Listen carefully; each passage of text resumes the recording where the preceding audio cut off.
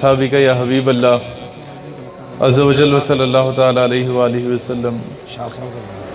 खाके तैबा लगा लूं तुझे आंख से, तूने चूमे हबीबे खुदा के कदम। खाके तैबा लगा लूं तुझे आंख से, तूने चूमे हबीबे खुदा के कदम।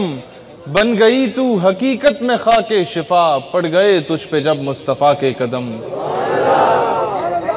और चांद पर जाने वालों मुबारक तुम्हें, चांद की सरजमी पर पहुंचना मगर ये वही चांद है जिसने मेराज में पहले चूमे हबीबे खुदा के कदम। और उदलू मिन्नी की प्यारी निदाओं में जब गुजरे अरशे मुअल्ला से महबूब रब, हुक्म आया कि ए अर्श तूबा अदब, चूम ले आज खैरुल वरा के कदम। सल्लल्लाहु अलैहि वसल्लम। दोस्तान ज़ी वकार, जब मेरे आका सल्लल्लाहु अलैहि वसल्लम अपने उम्मती पर एहसान फरमाते हैं तो उसे तोहफे में इश्क़ रसूल अदा करते हैं।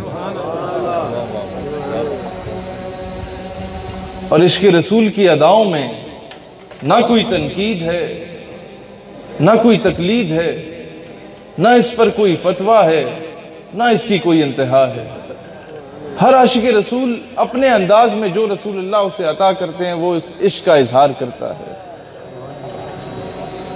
किस किताब में लिखा था कि हुजूर सल्लल्लाहु अलैहि वसल्लम के चंद दंदाने मुबारक शहीद हो जाएं और ये खबर सुन के सैयदना उवैस करनी अपने तमाम दंदाने मुबारक शहीद कर दें? ये किताबों के नहीं, इश्क रसूल के मामलात हैं। एक जगह से रसूलुल्लाह सल्लल्लाहु अलैहि वसल्लम गुजर रहे थे तो दरख्त की टहनी आ गई, आप जरा से झुक के गुजरे तो बाद में वो दरख्त मौजूद नहीं था, लेकिन सहाबा जब भी गुजरते थे तो सर झुका के गुजरते थे। एक बार एक सहाबी रसूल ने रसूलुल्लाह सल्लल्लाहु अलैहि वसल्लम को देखा कि आप काली कमली ओढ़े हुए हैं, सर्दियों का मौसम है, बाद में ज़ियारत नसीब नहीं होती, लेकिन सहाबी रसूल को जब भी देखा जाता, चाहे सख्त गर्मी ही क्यों ना हो, काली कमली में देखा जाता। लोग पूछते कि ये क्या माजरा है, जवाब देते मैंने अपने आका को इसी अंदाज में देखा। एक गज़वा का मौका था, रसूलुल्लाह ने फरमाया कि जो कुछ लाना चाहते हो रब की बारगाह में ले आओ। कुछ सहाबी घर का आधा सामान उठा के ले आए, सिद्दीक अकबर घर का पूरा सामान उठा के ले आए। पूछा सिद्दीक घर में कुछ छोड़ा? कहते जी क्या छोड़ा, सब कुछ तो ले आए। तो जवाब देते हैं सिद्दीक अकबर, परवाने को चिराग है बुलबुल को फूल बस, सिद्दीक के लिए है खुदा का रसूल बस। सारा सामान उठा के ले आए। फिर एक सहाबिया के पास कुछ नहीं था, अपना दूध पीता बच्चा उठा के ले आई। रसूलुल्लाह ने मुस्कुरा के सवाल किया कि मैं इसका क्या करूंगा? फरमाने लगी या रसूलुल्लाह और तो कुछ नहीं था, जब तीर बरसाए जाएं तो उसको ढाल बना लीजिए। फिर एक सहाबी रसूल, उनके पास कुछ खजूरें थी, आए और रो पड़े या रसूलुल्लाह और तो कुछ नहीं था। रसूलुल्लाह ने सारे सामान पे बखेर दी कि सब पे गालिब आ गए। ये वो इश्क रसूल की अदाएं हैं। दोस्तान ज़ी वकार, आज मसाजिद और मदारिस से अगर नारे तकबीर और रिसालत की सदा बुलंद होती है, कुफर को आग जरूर लगती है, लेकिन कुफर को ज्यादा आग तब लगती है जब किसी कॉलेज यूनिवर्सिटी का बच्चा पैंट शर्ट और टाई लगा के जा रहा हो और नारे तकबीर और रिसालत की सदा बुलंद कर रहा हो। आज इन स्कूल कॉलेजेस और यूनिवर्सिटीज के निसाब की तब्दीली में हमें आपका साथ चाहिए। आज इन स्कूल्स कॉलेजेस और यूनिवर्सिटीज में जहां पर ये लिबरल माफिया पढ़ा रहा है, जहां ये प्रोफेसर हूद भाई जैसे जाहिल लोग पढ़ा रहे हैं, जहां पर ये मारवी सिमरत और जबरान नासिर और आसमा जहांगीर की ये और सलमान तासीर की नाजायज औलादें पढ़ा रही हैं, वहां जाके ये पैगाम देने की जरूरत है। मुस्तकबिल का ब्यूरोक्रेट वहां से पैदा होता है, मुस्तकबिल का आर्मी ऑफिसर वहां से पैदा होता है, मुस्तकबिल का जज वहां से पैदा होता है, मुस्तकबिल का हाकिम वक्त वहां से पैदा होता है, लेकिन उसको वो तालीमात नहीं दी जा रही होती जो तालीमात मसाजिद और मदारिस में दी जाती हैं। आज इस पे इन्वेस्टमेंट करें। आप लोगों में कई लोग हैं जिनके पास पैसे हैं, तालीमी इदारों में जाके लिटरेचर दें, खत्म नबूवत पर लिटरेचर दें, बाहर खड़े हो जाएं। कोई एक जगह से धक्का देता है दूसरी जगह पे खड़े हो जाएं, खत्म नबूवत पर लिटरेचर छापें और तालीमी इदारों के बाहर खड़े हो जाएं। जो बच्चा आ रहा हो, प्रोफेसर आ रहा हो, जा रहा हो, उसे मुफ्त में तकसीम करें। हमने شاید حضرت صاحب کو یاد ہو، فیض آباد میں تقریر کرتے ہوئے کہہ رہا تھا کہ اگلے چند مہینوں میں اگر نصاب تعلیم میں مثبت تبدیلیاں نہ ہوئیں تو کالجز اور یونیورسٹیز میں 2 سیشنز ہوا کریں گے۔ صبح ٹیچر 40 سال سے پڑھائی جانے والا غذا پیٹا مسٹر چپس پڑھایا کرے گا، شام کو کالج کے باہر شہیر سیالوی انہیں محمد بن قاسم، ٹیپو سلطان اور غازی المدین پڑھایا کرے گا۔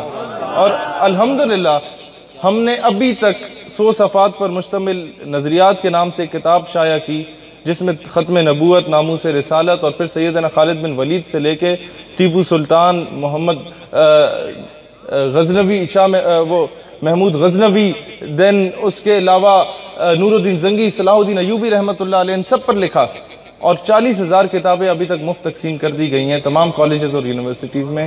آپ لوگ یہ لٹریچر کا کام کریں۔ اب ضرورت ہے سمر کی کہ ہم اپنے طور پہ کیا کام کر سکتے ہیں، ایک یہ کام کریں۔ نمبر 2، میں حکام بالا سے بھی درخواست کرتا ہوں، جہاد کی بات کی علامہ صاحب نے، آپ کو شاید کئی لوگوں کو معلوم نہ ہو کہ مرزا قادیانی کو اس دور میں لانچ کیا گیا تھا جب مولانا کفایت علی کافی رحمۃ اللہ علیہ جیسی ہستیوں نے جہاد کا فتویٰ دیا تھا، اور یہ وہ لوگ ہوا کرتے تھے، مطلب اس کی سوچ کو اس وقت پروان چڑھانے کی کوشش کی گئی۔ کفایت علی کافی صاحب رحمۃ اللہ علیہ نے سب سے پہلے جہاد کا فتویٰ دیا ایسٹ انڈیا کمپنی اور انگریزوں کے خلاف جو قابض ہو چکے تھے، انہیں لایا گیا اور بہت زیادہ ظلم و تشدد کا نشان بنایا گیا اور کہا گیا کہ آپ یہ فتویٰ واپس لے لیں، ہم آپ کو رہا کر دیں گے۔ تو انہوں نے جواب دیا کہ میں نے محمد عربی کا کلمہ پڑھنے کے لیے پڑھا ہے، چھوڑنے کے لیے نہیں پڑھا۔ تو اس کے بعد قابل غور بات ہے، وہ بہت زیادہ بزرگ تھے، یہاں جتنے لوگ بیٹھے ہیں میں نے اندازہ کیا کہ آپ سب سے زیادہ بزرگ وہ تھے، انہیں قمیض اتاری گئی، لٹایا گیا اور جسم پہ استریاں پھیری گئیں، اور اس کے بعد مرچیں ڈالی گئیں اور پھر استریاں پھیری گئیں، اور پھر کہا گیا کہ آپ اپنا فتویٰ واپس لے لیجئے۔ تو انہوں نے کہا نہیں، میں فتویٰ واپس نہیں لیتا، اور تب انہیں پھانسی کے پھندے پہ لٹکایا گیا، اور آخری دم تک جو ان کے زبان پہ وہ اشعار آج جو ہر نعت خواں پڑھ رہے ہوتے ہیں کہ کوئی گل باقی رہے گا نہ چمن رہ جائے گا، بس رسول اللہ کا دین حسن رہ جائے گا، یہ اشعار انہوں نے اس وقت پڑھے تھے۔ دوستانی ذی وقار، تو یہ مرزا قادیانی اس دور میں اس کی سوچ کو لانچ کیا گیا۔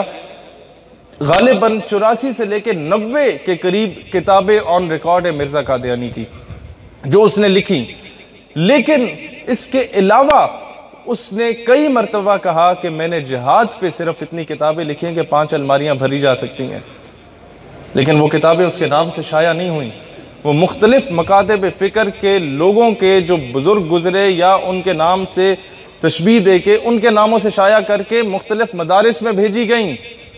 ہم سادہ لوگ مسلمان یہاں بیٹھ کے یہ پڑھتے رہے کہ جناب بس اپنے نفس سے جہاد کرنا ہے، وہ کفر کے خلاف جو جہاد ہے وہ تو ویسے ہی ہوتا ہے۔ آج ہمیں تعلیمی نصاب میں جہاد کی نفی کر کے بتائی جاتی ہے، جہاد کے خلاف باتیں بتائی جاتی ہیں۔ بڑے بڑے سینیٹرز انڈور کانفرنسز میں، بڑے بڑے آفیسرز انڈور کانفرنسز میں کہتے ہیں کہ آرمی کے جو یہ ایمان، تقوی، جہاد فی سبیل اللہ کا یہ منشور ہے، اس کو ہی تبدیل کر دو، یہ دہشت گردی کی طرف لے کے جا رہا ہے۔ مجھے بتاؤ اگر فوج سے یا یہ پولیس والے کھڑے ہیں، ان لوگوں کے اندر سے نعرہ تکبیر کی صدا کو نکال دو تو کون جائے گا جہاد کرنے؟ 12,000 کی تنخواہ پہ کون جاتا ہے جہاد کرنے؟ جناب والا یہی وہ نعرہ ہے جو کہ ایک روح پھونکتا ہے اور سپاہی جاتا ہے بارڈر پہ، سینے پہ گولی کھاتا ہے۔ تو آج وہ قادیانی جو کہ جہاد کی نفی کرتا ہے، اس کے فالوورز پر یا مرزائیوں قادیانیوں پر یہ قانون سازی ہونی چاہیے کہ انہیں کسی بھی فورسز میں داخلہ نہیں ملنا چاہیے۔ آپ سمجھ رہے ہیں اس بات کو؟ انہیں تعلیمی اداروں میں بطور ٹیچر نہیں رکھنا چاہیے۔ اب پچھلے دنوں ایک خبر چلی تھی کہ 5% جو ٹیچرز ہیں وہ مائنورٹیز کو ان کا کوٹا دیا گیا۔ مجھے بتائیں وہ ٹیچر مائنورٹیز میں تو قادیانی بھی آتے ہیں، اب وہ جب اسلامیات پڑھائے گا، اور اسلامیات میں FSC میں ختم نبوت کا ایک چھوٹا سا ٹاپک بھی رکھا گیا، جب وہ پڑھائے گا تو کیا ترجمہ کرے گا اس کی کیا ایکسپلینیشن دے گا؟ تو یہ وہ ٹیکنیکل چیزیں ہیں جو کہ سمجھنے کی ضرورت ہے، اور یہ کیمپین چلائیں، جو سوشل میڈیا پہ وہ وہاں چلائیں، جو پرنٹ میڈیا پہ وہ وہاں چلائیں، اور ہر اداروں میں جا کے آپ لوگ یہ پیغام دیں کہ اعلیٰ سطح کے اداروں سے، فورسز سے، پولیس سے. فیض آباد میں آپ نے دیکھا ہوگا کہ ایک ویڈیو بڑی وائرل ہوتی ہے، ایک ایمبولنس کی گاڑی میں ایک بہت زیادہ بزرگ آدمی، بوڑھا شخص، اس کو وہاں سے نکالا جاتا ہے، زخمی حالت میں ہوتا ہے، اور پھر اس کی پگڑی کو اچھالا جاتا ہے، اور پھر 20-30 ڈنڈا بردار لوگ وردی میں ملبوس اس پر ڈنڈے برسا رہے ہوتے ہیں. آپریشن کرنا ایک اور چیز ہوتی ہے، لوگوں کو رستے سے ہٹانا آرڈرز ہوتے ہیں، وہ ایک اور چیز ہوتی ہے، لیکن یہ کام کرنا خالصتاً کہیں سے دل میں بغض رکھا ہوتا ہے جو وہ ثابت ہو رہا ہوتا ہے. لاہور میں ایک شخص مجھے بتاتا ہے کہ ایک جھوٹی نبوت کا دعوے دار تھا، اس کو میں نے گولی ماری، وہ پولیس کانسٹیبل تھا. وہ کہتا ہے مجھے جیل میں رکھ دیا گیا، اور پھر میں ہی مدعی تھا، میں نے مقدمہ کیا اس جھوٹی نبوت کے دعوے دار کے خلاف. کہتا ہے کہ اسے جس ہاسپٹل میں رکھا گیا وہاں کا بھی عملے کا ایک بندہ مجھے ملا کہ وہ عیسائی تھا جس نے نبوت کا دعویٰ کیا. اس کے سارے ہاسپٹل میں جو عملہ پولیس کا ساتھ ڈپلائی کیا گیا تھا وہ سارے کرسچنز تھے. اور کہتا ہے مجھے جس جگہ پہ گرفتار کیا گیا وہاں پر بھی جیل کا سارا عملہ، جیل سپرنٹینڈنٹ سے لے کے نیچے تک سارے عیسائی رکھے تھے. اور کہتا ہے کہ عدالتوں میں مجھے بلایا گیا بارہا، مجھے یہاں سے جانے نہیں دیا گیا، اور وہ کیس کو میں ریویو نہیں کر سکا، کیس کو مطلب فالو اپ نہیں کر سکا. اس بیس پہ اس جھوٹی نبوت کے دعوے دار کو رہا کیا جاتا ہے اور چارٹرڈ طیارے کو بلایا جاتا ہے، اس کے ذریعے اسے وہاں بٹھا کے باہر بھیج دیا جاتا ہے اور میڈیا پر ایک خبر تک نہیں آتی.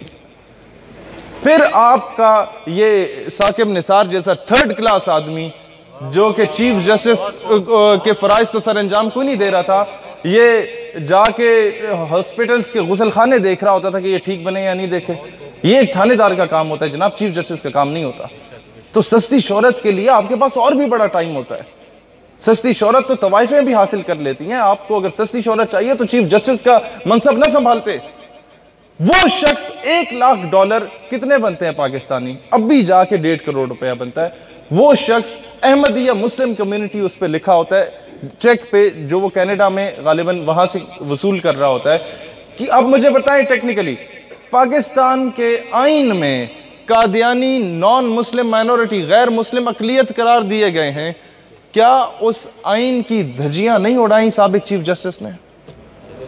اس کے خلاف جو جسٹس فائز عیسیٰ کے خلاف ریفرنس دائر کر رہے ہیں، میں کہتا ہوں کرو، اس کو بھی حساب دینا ہے. لیکن بتائیں یہاں ختم نبوت کا معاملہ ہے، ثاقب نثار کے خلاف کون غیرت مند جائے گا سپریم جوڈیشل کونسل میں اور ریفرنس دائر کرے گا؟ کوئی حکومت کا نمائندہ نہیں اٹھے گا. تمہارے اوپر آنچ آتی ہے، تمہاری مخالف پارٹی کو اگر کوئی فیور دینے کی کوشش کرتا ہے اس پہ تو ریفرنس دائر ہوتا ہے، اور میں کہتا ہوں ہونا چاہیے. تم نہ کرتے تو شاید ہم اٹھ کے فائز عیسیٰ کے خلاف کرتے. لیکن جناب والا، یہ چیف جسٹس ہونے کے باوجود جب اس طرح کی حرکت کریں گے تو پھر جب قانون لوگوں کو صحیح طریقے سے انصاف نہیں دلاتا، جب قانون وقت پہ نہیں ملتا، وہ کہتے ہیں نا کہ انصاف نہ ملا ہوگا اس کو کسی در سے، یوں ہی کوئی توہین عدالت نہیں کرتا. جناب والا، جب قانون آپ کو انصاف نہیں دیتا، گستاخ کو سزا نہیں دیتا، تو پھر ممتاز قادری کو جنم لینا پڑتا ہے. دوستان ذیوکار، جب قانون گستاخ کو سزا نہیں دیتا تو پھر علم و دین کو جنم لینا پڑتا ہے، پھر عامر چیمہ کو جنم لینا پڑتا ہے. عامر چیمہ کو یہی چیزیں مجبور کرتی ہیں سامنے آنے پر.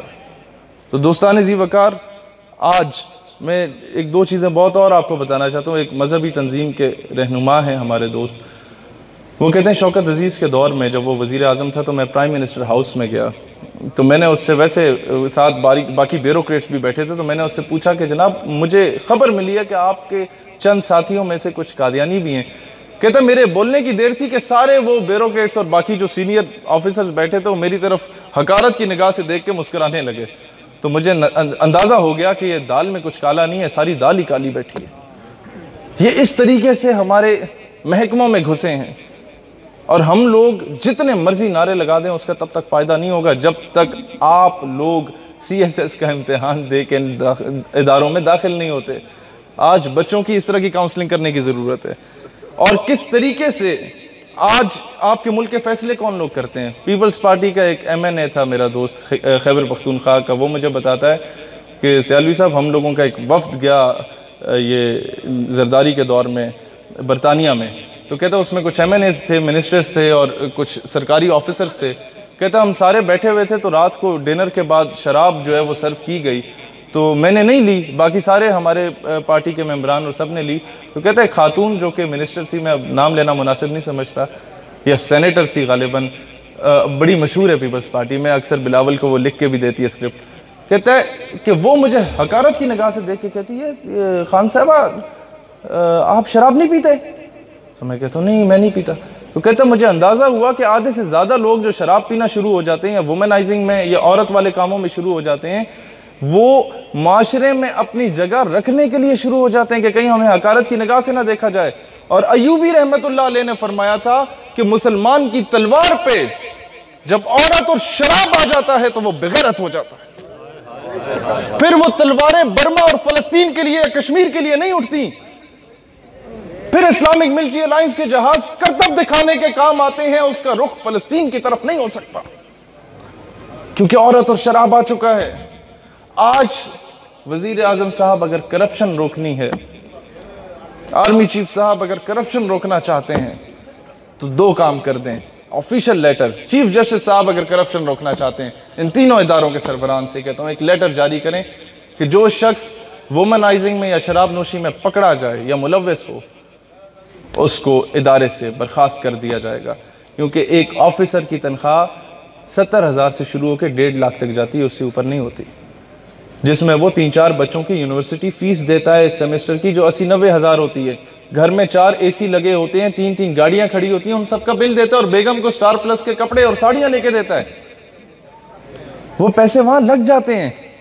تو شراب کوئی 100 روپے کی تو آتی نہیں ہے, یہ عورت جو یہ لوگ منگواتے ہیں یہ 200 روپے کی تو آتی نہیں, اپنے معیار کی منگواتے ہیں. جو ہوٹل بک کراتے ہیں اس کی سیکیورٹی کلیئرنس بڑی زبردست قسم کی ہونی چاہیے, وہ 15-20 ہزار کی ایک نائٹ سٹے کا ہوتا ہے. تو وہاں سے یہ کرپشن شروع ہوتی ہے, وہاں سے یہ بارڈر سے نان کسٹم گاڑیاں آنا جانا شروع ہوتی ہیں, وہاں سے یہ ڈرگ مافیا کی ڈرگ ڈیلنگ شروع ہوتی ہے, وہاں سے پھر ملک کی راز جو ہیں وہ CIA کے سامنے بیچنا شروع ہوتے ہیں. تو یہ کرپشن روکنے کا سب سے بنیادی بات یہ ہے. اور اسی طریقے سے آپ لوگوں کو خریدا گیا. اسلام کو آج تک یہودیوں اور صلیبیوں نے اتنا نقصان نہیں پہنچایا جتنا اندر موجود غداروں نے پہنچایا. لہٰذا ان چیزوں سے باہر آنے کی ضرورت ہے. اور جو میرے بھائی برق صاحب واقعہ بتا رہے تھے, تربیت کسے کہتے ہیں دوستو, وہ جو واقعہ بتایا گیا کہ صحابی رسول کے ہاتھ کاٹے گئے پھر پاؤں کاٹے گئے, وہ سیدتنا حضرت ام عمارہ رضی اللہ تعالیٰ عنہ کے صاحبزادے تھے, اور ان سے بار بار کہا گیا کہ مجھے نبی مان لو, مسیلمہ کذاب نے کہا, اور ایک ایک حصہ جسم کا کاٹا گیا اور وہ کہتے رہے کہ تم کذاب ہو, جھوٹے ہو. تو جب ان کی شہادت کی خبر جاتی ہے تو کچھ لوگ جاتے ہیں اور کہتے ہیں سیدنا ام عمارہ رضی اللہ تعالیٰ عنہ سے کہ محمد عربی نے تو تمہارے بیٹے کو مروا دیا. حضرت ام عمارہ جواب دیتی ہیں واللہ میں نے اس دن کے لیے اپنے بیٹے کو پیدا کیا تھا. یہ تربیت ہوتی ہے. وہ لاہور میں ایک بارات جا رہی تھی تو فائرنگ کی آواز آتی ہے, تو وہ دولہے کی ماں کہتی ہے کہ یہ آوازیں کہاں سے آ رہی ہیں. تو ایک راہگیر گزر رہا تھا, وہ کہتا ہے کہ ختم نبوت کے جانثار آقا پہ اپنی جانوں کا نذرانہ دے رہے ہیں. تو وہ ماں دولہا جو اس کا بیٹا تھا اس کے چہرے سے صحرا کھینچ لیتی ہے اور کہتی ہے بیٹا دودھ معاف نہیں کروں گی, اب وقت ہے ختم نبوت پہ اپنی جان کا نذرانہ دینے کا. اور براتیوں سے معذرت کی جاتی ہے, واپس بھیج دیا جاتا ہے. وہ بیٹا جاتا ہے, اسے جب گولیاں لگتی ہیں چھلنی ہو جاتا ہے, تو شہادت سے پہلے کہتا ہے لوگوں گواہ رہنا, میری ماں کو بتانا تمہارے بیٹے نے پیٹھ پہ گولی نہیں کھائی تھی. دوستان عزیز وقار, آج اس تربیت کی ضرورت ہے. اور بتاؤ لوگوں کو کہ ہم لوگ قائد اعظم رحمت اللہ علیہ کی پیروی کر رہے ہیں. آج جن لوگوں نے غازی ممتاز قادری ڈیفنس کمیٹی بنائی ہے, جنہیں تم لوگ مولوی کہہ کے نظر انداز کر دیتے ہو, جناب والا وہی علامہ اقبال کی پیروی کر رہے ہیں جنہوں نے غازی علم الدین ڈیفنس کمیٹی بنائی تھی. ان کی قدر کرو. اصل قائد اعظم کے جو وارث ہیں وہ یہ لوگ ہیں. قائد اعظم نے علم الدین شہید رحمت اللہ علیہ کا کیس لڑا تھا اور عدالت سے مطلب پہلے جیل میں گئے اور کہا علم الدین تم ایک مرتبہ تو کہہ دو. قائد اعظم نے زندگی کا وہ پہلا کیس ہارا تھا. کہتے ہیں علم الدین ایک مرتبہ کہہ دو کہ جب میں نے گستاخ کو قتل کیا تو میں ہوش میں نہیں تھا, تو علم الدین میں تمام ثبوت اور شواہد کی روشنی میں تو میں رہا کروا سکتا ہوں۔ علم الدین جواب دیتا ہے جناب والا زندگی چ پہلا کم کیتا ہے جڑا ہوش چ رہ کے کیتا ہے۔ اور پھر جب کمرہ عدالت میں لے کے جاتے ہیں تو وہ جج جو تھا وہ انگریز تھا، اس نے کہا کہ علم الدین تم نے گستاخ کو قتل کر کے قانون ہاتھ میں لیا، تم نے توہین عدالت کی ہے۔ علم الدین جواب دیتے ہیں کہ جج صاحب جب آپ توہین عدالت برداشت نہیں کر سکتے تو مسلمان توہین رسالت کیسے برداشت کر سکتے ہیں؟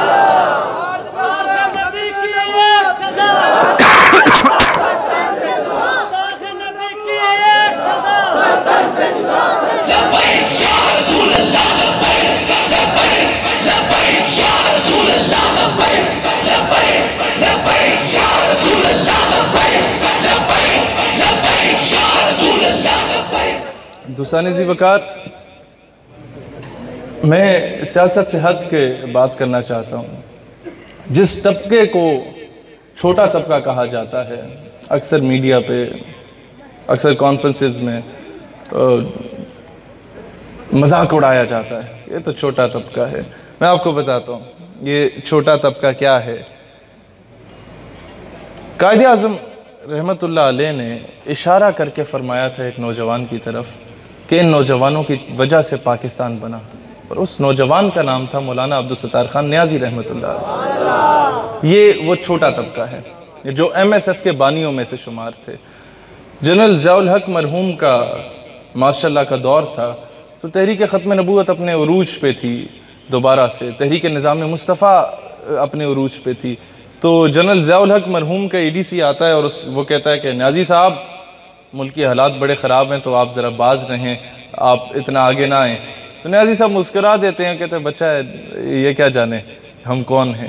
تو وہ غصے میں آتا ہے، کہتا ہے نیازی I am in uniform, we are running the state and you are under the state۔ میں وردی چ ہاں، میں ریاست چلا رہے ہیں، تو سی ریاست دے ماتا ہے۔ تو نیازی صاحب مسکراتے ہیں اور جواب دیتے ہیں کہ بیٹا I was in uniform when you were in liquid state، کہ میں تاں وردی چ ساں جدوں تو پیدا بھی نہیں ہویا سی، کہ میں تاں پاکستان دا پرچم تھامے ہوئے ساں۔ اور نیازی صاحب رحمت اللہ علیہ کو جب کمرہ عدالت میں لے کے جاتے ہیں تو جج جوان تھا، نیا نیا جج بنا تھا، ثاقب نثار کی طرح وہ گیا گزرا نہیں تھا، جوان تھا۔ تو وہ کہتا ہے نیازی میں نے تمہارے ریکارڈز اٹھائے ہیں، میں نے تمہاری فائل پڑھی، تمہاری ساری زندگی تحریکوں میں گزری ہے۔ حقارت کی نگاہ سے کہتا ہے کہ ساری زندگی ناری لاندہ رہے ہیں۔ نیازی صاحب کہتے ہیں کہ بیٹا اگر نیازی اپنی زندگی تحریکوں میں نہ گزارتا تو تم اس کرسی پہ نہ بیٹھے ہوتے، کسی تھڑے پہ پکوڑے بیچ رہے ہوتے۔ یہ تھا چھوٹا طبقہ۔ یہ چھوٹے طبقے نے پاکستان بنایا۔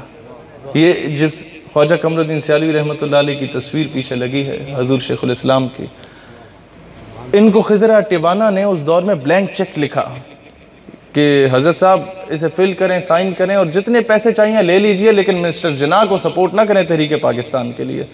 تو آپ وہ بلینک چیک انگیٹھی میں جلا دیتے ہیں۔ خضر ٹیوانہ متحدہ ہندوستان کا گورنر پنجاب تھا، وہ دوبارہ چیک لکھتا ہے اور کہتا ہے کہ سیالوی صاحب اب اگر آپ نے مسٹر جناح کا ساتھ دیا تو مجھ سے برا کوئی نہیں ہوگا۔ خواجہ قمر الدین سیالوی جواب دیتے ہیں کہ میں اللہ دے 99 نہ پڑھے جنہ خضر ٹیوانے دا نام موجود نہیں۔ یہ تھا چھوٹا طبقہ۔ پھر جماعت علی شاہ رحمت اللہ علیہ جو کہتے تھے کہ جو مسلم لیگ کو ووٹ نہ دے، قائد اعظم کو ووٹ نہ دے، وہ میرا مرید نہیں۔ جو قائد اعظم کو ووٹ نہ دے میں اس کا جنازہ نہیں پڑھوں گا۔ اس سے بڑھ کے اور کیا کردار ہو سکتا ہے؟ بنارس کی کانفرنس اٹھا کے دیکھ لو یار، وہاں علماء نے یہ فیصلہ کر دیا کہ ان کیس اگر قائد اعظم بھی دستبردار ہو جاتے ہیں تحریک پاکستان سے تو ہم نہیں ہوں گے۔ یہ تھا چھوٹا طبقہ۔ حاکم وقت سن لے کہ اگر یہ چھوٹا طبقہ اس وقت قائد اعظم محمد علی جناح رحمت اللہ علیہ کا دست و بازو نہ بنتا تو آج تم مسند وزارت پہ نہ ہوتے، کسی ہندو بنیے کی گاڑی کے ٹائر صاف کر رہے ہوتے۔ جو اس چھوٹے طبقے کو حقارت کی نگاہ سے دیکھتے ہیں، میں یہ بات نہیں کرنا چاہتا تھا اس محفل میں، لیکن جناب والا آج ایسے لوگوں کی ماؤں بہنوں بیٹیوں کے ریٹ لکھنؤ کے بازاروں میں لگ رہے ہوتے اگر یہ پاکستان نہ بنایا جاتا۔ یہ وطن ہماری دھرتی ماں ہے، ہمیں تم لوگوں سے وفاداری کے، پاکستان سے حب الوطنی کے سرٹیفکیٹس نہیں چاہیے۔ تمہارے سرٹیفکیٹس ہمارے جوتے کی نوک پہ، بھائی ہمارے اکابرین نے یہ پاکستان بنایا. ہم جانتے ہیں کہ 60 لاکھ کا جنازہ بھی ہوا تو ایک تنکے کو نقصان نہیں پہنچا. یہ ہے پاکستانیت. ہمارے 8 جنازے گرائے گئے فیض آباد میں، جواب میں ہم نے ایک پتھر تک اٹھا کے اس طرح نہیں مارا. یہ ہے پاکستانیت. اس سے بڑھ کے اور کیا حب الوطنی کا مظاہرہ کریں ہم.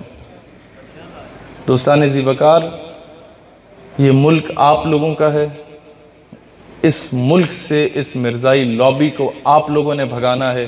کسی نے باہر سے محمد بن قاسم بن کے ادھر نہیں آنا، آپ کے ہی بچوں میں سے کسی نے بننا ہے.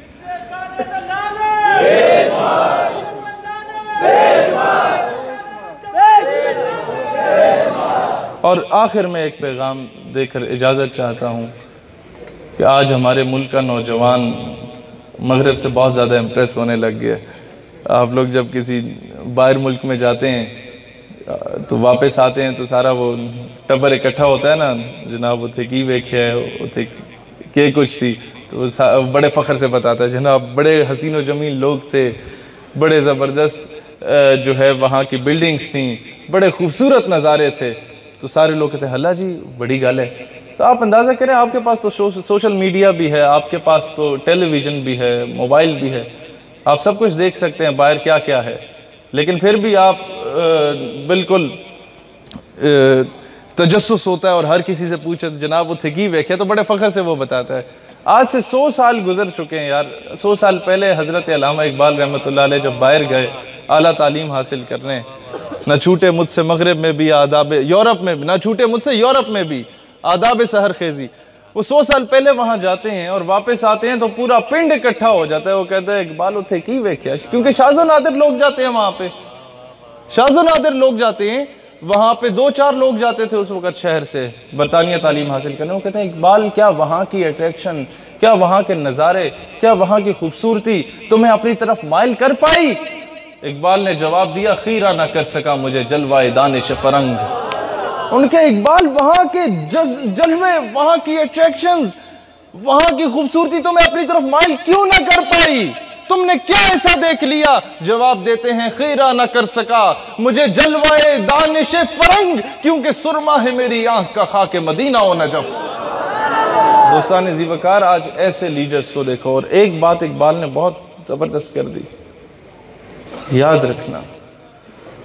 کہتا ہے یورپ کی غلامی پہ رضامند ہوا تو، مجھ کو گلا تجھ سے ہے یورپ سے نہیں ہے. دوستان ذی وقار، مغرب کو گالیاں نکالنا بعد کی بات ہے، اپنے اندر سے مغرب کو نکالو. ہم جدی پشتی، ہمیں وراثت میں وہ غلامی مل رہی ہے، آپ مانیں یا نہ مانیں. آج اس ہر چیز سے بالاتر ہو کے ہمیں اتحاد، ہمیں یکجہتی کا درس دینا ہوگا اور اپنے ایوانوں سے ان طاغوتی قوتوں کو نکالنے کی ضرورت ہے. ورنہ آج تو امریکہ انڈائریکٹلی ہم پہ قابض ہے، کل وہ ڈائریکٹلی قابض ہوگا اور آپ لوگ اور ہم لوگ صرف اس قابل ہوں گے کہ دیواروں پہ امریکہ مرد آباد لکھ رہے ہوں گے اور ہمارا اختیار میں کچھ نہیں ہوگا.